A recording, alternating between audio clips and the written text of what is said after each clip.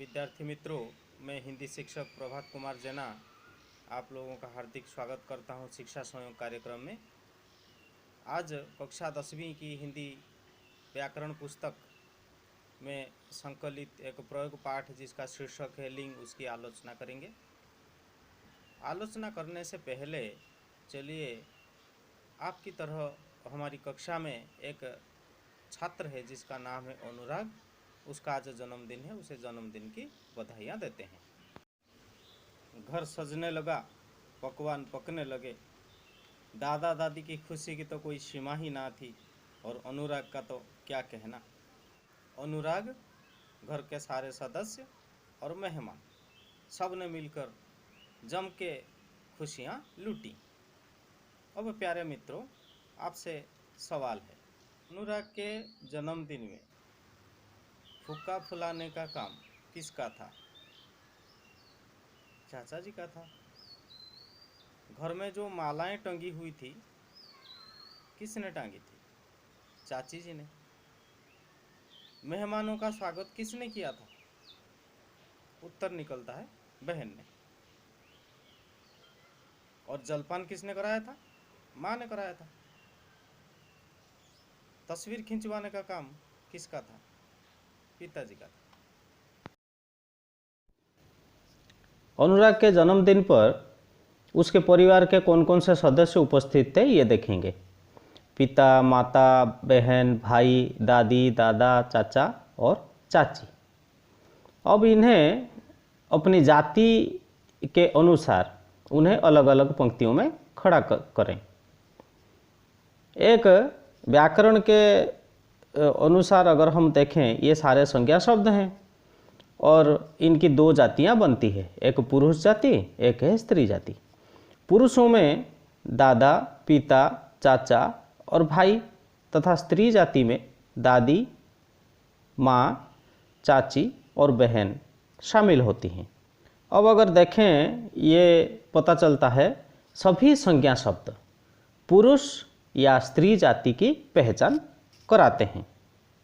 प्यारे बच्चों, व्याकरण शास्त्र में ये जो जाति की संज्ञा है उसे दूसरे नाम में भी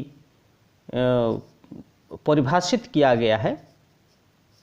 व्याकरण शास्त्र में उसे लिंग कहते हैं। अब आज हमारे अध्ययन का विषय वही है लिंग। तो लिंग दो तरह के हुए, एक पुल्लिंग, दूसरा है स्त्रीलिंग। पुल्लिंग की संज्ञा या परिभाषा हम जान लेते हैं। पुरुष जाति का बोध कराने वाले शब्द पुंगलिंग कहलाते हैं, जिसमें जैसे कि हमने अभी देखा दादा, पिता, चाचा, भाई आ गए, और दूसरे ऐसे शब्द भी हम लिख सकते हैं, राजा, बूढ़ा, मोर, बैल।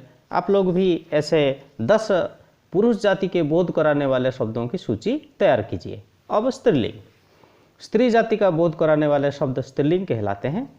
जैसे कि उसमें उदाहरण के तौर पर दादी, माता, चाची, बहन, रानी, बुढ़िया, मोरनी और गाय को ले सकते हैं। और थोड़ा उसे स्पष्ट कर लें हम, पहले संज्ञा शब्द हुआ, उसके दो जाति निकले, पुरुष जाति, स्त्री जाति, और इनके बोध कराने वाले शब्दों को यानी संज्ञा शब्दों को लिंग कहा गया। कुछ उदाहरण हमने अभी देखा और दूसरा उदाहरण देखते हैं। पुंगलिंग में अध्यापक, स्त्रीलिंग में अध्यापिका, बालक, बालिका, गायक, गायिका, माली, मालिन, धोबी, धोबिन, सुनार, सुनारिन। अब प्यारे विद्यार्थियों, हम देखेंगे कैसे लिंग निर्णय करना है, यानी लिंग कैसे पहचान। प्राणीवाचक शब्दों के लिंग निर्णय में हमने देख लिया अध्यापक, अध्यापिका, गायक, गायिका, दूल्हा, दुल्हन, छात्र, छात्रा, श्रीमान, श्रीमती आदि। प्राणीवाचक में कुछ ऐसे शब्द भी हैं जिनके स्त्रीलिंग रूप नहीं होते, जैसे कि उल्लू, केंचुआ, कौवा, कछुआ आदि। और कुछ शब्द ऐसे हैं जिनके पुंगलिंग रूप नहीं होते, जैसे कोयल, गिलहरी, जूं, मछली आदि। और भी उदाहरण दिए हुए हैं, आप यहाँ मैंने प्रस्तुत किया है और आपकी किताब में भी है, उसे आप देख लीजिए। इन शब्दों को जब हम लिंग के रूप में प्रस्तुत करेंगे, कैसे करेंगे? इनमें अगर पुरुष जाति का बोध कराना हो नर शब्द का प्रयोग करेंगे, या अगर स्त्री जाति का बोध कराना हो वहाँ मादा का इस्तेमाल होगा। जैसे कि नर कोयल मादा कोयल, नर भेड़िया मादा भेड़िया। जो यहाँ जो मैंने सूची तैयार की हुई है उसमें आप नर या मादा शब्द का प्रयोग करके देखिए। अब हम देखेंगे अपराणीवाचक शब्दों के लिंग निर्णय कैसे करें। इन्हें 3 आधार पर किया जाता है। पहला है शब्द के बहुवचन रूप के आधार पर, फिर अर्थ के आधार पर, फिर शब्दांत स्वर या प्रत्यय के आधार पर। अब हम देखेंगे शब्द के बहुवचन रूप के आधार पर अपराणीवाचक संज्ञाओं के लिंग कैसे पहचाने। वे शब्द पुंगलिंग है जिनके बहुवचन रूप बदलते समय ओ का ओ रहता है। जैसे कि भात का भात है, खेल का खेल है, यानी अकारांत भात का अंत में ओ आता है, इसीलिए अकारांत कहा गया इसे। जिसका कोई रूप बदलता नहीं, वो जैसा का वैसा ही रहता है। ओ का ओ हो यानी नमक नमक, जल जल। अब दूसरा देखें, आ का ए हो जाए, जैसे कि मेला मेले, कुर्ता कुर्ते, ठेला ठेले आदि। ह्रस्वई दीर्घई वही ह्रस्वई दीर्घई ही रहे, जैसे गिरी गिरी, गिरी यानी पर्वत। जी जी, जी का एक मतलब होता है आज्ञा सूचक, जैसे हाँ जी। और एक जी होता है जिया यानी हृदय, जैसे कि हम कहते हैं जी घबराने लगा है। और आगे देखिए, छोटा ऊ बड़ा ऊ ओ का वैसा ही रूप रहता है, कोई बदलाव नहीं आता। जैसे शिशु शिशु, आलू आलू, रेडियो रेडियो। प्यारे बच्चों, इतना अवश्य याद रखना, अगर बहुवचन रूप बदलते समय ये जो नियम हमारे सामने आए तो हम पहचान लेंगे कि ये पुल्लिंग शब्द हैं। अब देखते हैं स्त्रीलिंग शब्द हैं। वे स्त्रीलिंग शब्द जिनके बहुवचन रूप बदलते समय ओ का ए हो जाए, जैसे बात बातें, पुस्तक पुस्तकें, सड़क सड़कें, रात रातें।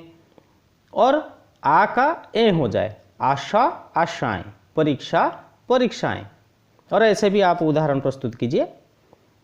ह्रस्वई और दीर्घई का या हो जाए, नदी नदियाँ, सब्जी सब्जियाँ।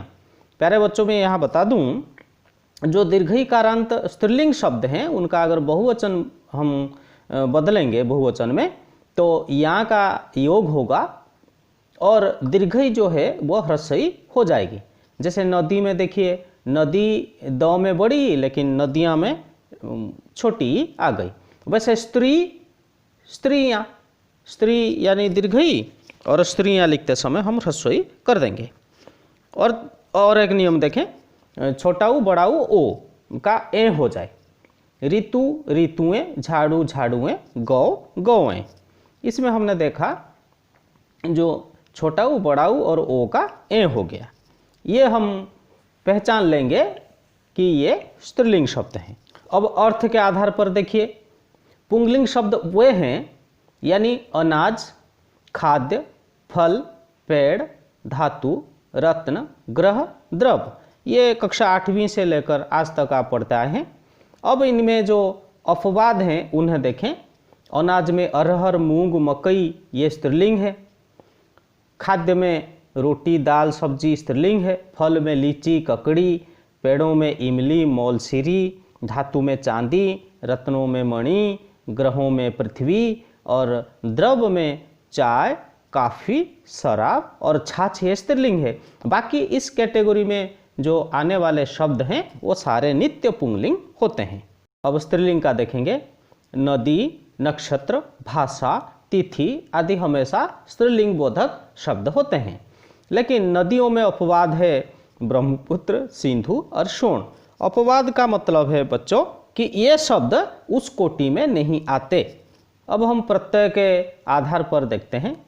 पुंगलिंग शब्द वो हैं जिन तत्सम शब्दों के अंत में अ, अन, त्व, य, आय, आर और आस अगर प्रत्यय लगा हो तो वो पुंगलिंग शब्द होते हैं। जैसे कि त्याग अप्रत्यय हुआ, नयन अन हुआ, त्व गुरुत्व, गुरु धनत्व, नृत्य, सौंदर्य, अन्याय, विकार आदि आपने देखा। और जिन तद्भव शब्दों के अंत में आ, आव, ना, पा, पन प्रत्यय हो वे सारे नित्य पुंगलिंग होते हैं। नित्य यानी हमेशा पुंगलिंग शब्द होते हैं। जैसे आटा, कपड़ा, बहाव, भुलावा, जागना, बुढ़ापा, पागलपन। अपनी किताब में भी बहुत सारे उदाहरण दिए हुए हैं, आप लोग उसे देखिए। अब स्त्रीलिंग शब्द देखें।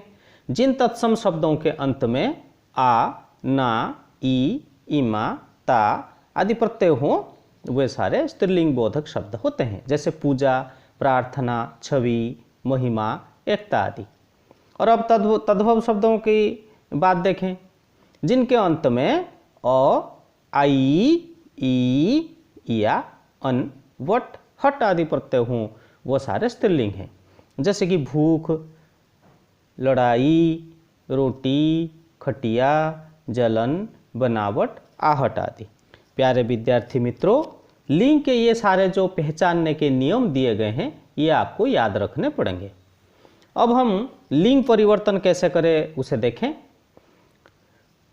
इन नियमों को भी आपको याद रखना है और बहुत सारे उदाहरण लेकर उसे प्रयोग करके देखना है। अकारण शब्दों में आ या दीर्घई अगर जोड़ दें तो लिंग परिवर्तन हो जाएगा। यानी पुंगलिंग रूप दिया हो तो स्त्रीलिंग करेंगे, स्त्रीलिंग दिया हो तो पुंगलिंग करेंगे। सूत शब्द हुआ पुंगलिंग का शब्द है, उसमें आ जोड़ दें तो स्त्रीलिंग हो जाएगा। सूत, सूता। देव, देवी, दीर्घई जोड़ दी हमने और सारे उदाहरण आपको प्रस्तुत करना है। आकारण शब्दों में बड़ी ई या जोड़कर कर देना है। मामा, मामी, बेटा, बिटिया। और यहाँ देखिए कुछ शब्दों के अंत में इन, नी, आनी, आइन आदि जोड़कर लिंग का परिवर्तन किया जाता है। बाघ, बाघिन, मोर, मोरनी, जेठ, जेठानी। लाला का लालाइन मत करना प्यारे बच्चों, लाला का ललाइन करना। और ठाकुर का ठाकुरानी ना कर ठकुराइन। ये सब आपकी किताब में है, उसे अवश्य देखिए। और शब्दांत में जो अक या इका जो अगर हो या वान अगर हो, वती अगर हो, मान हो तो मती हो, उसे हम फटाक से पहचान लेंगे पुंगलिंग है या स्त्रीलिंग है। अब हम देखते हैं कैसे परिवर्तन करें। अक को इका कर दें, वान को वती कर दें, मान को मती कर दें। जैसे लेखक, लेखिका, धनवान, धनवती, श्रीमान, श्रीमती। और स्वतंत्र प्रयोग करके भी हम लिंग का परिवर्तन करते हैं। पिता का माता, पति पत्नी, विद्वान विदुषी, भेड़ा, भेड़ा आदि। प्यारे विद्यार्थियों, आपकी परीक्षा में प्रश्न आ सकता है लिंग परिवर्तन करें, लिंग पहचानें, या ऐसे दिया होगा रेखांकित जो संज्ञा शब्द है उसका लिंग परिवर्तन कर वाक्य को फिर से लिखिए। आपको अगर बूढ़ा पैदल आ रहा है तो उसको बूढ़ा शब्द को रेखांकित किया होगा, उसे करना है बुढ़िया पैदल आ रही है। ऐसे वाक्य आप स्वयं बनाएं। पुस्तक में भी बहुत सारे प्रश्न दिए हुए हैं, उनका हल करके अपने शिक्षकों को प्रेरित करें और अपना ध्यान रखें, ख्याल रखें। धन्यवाद।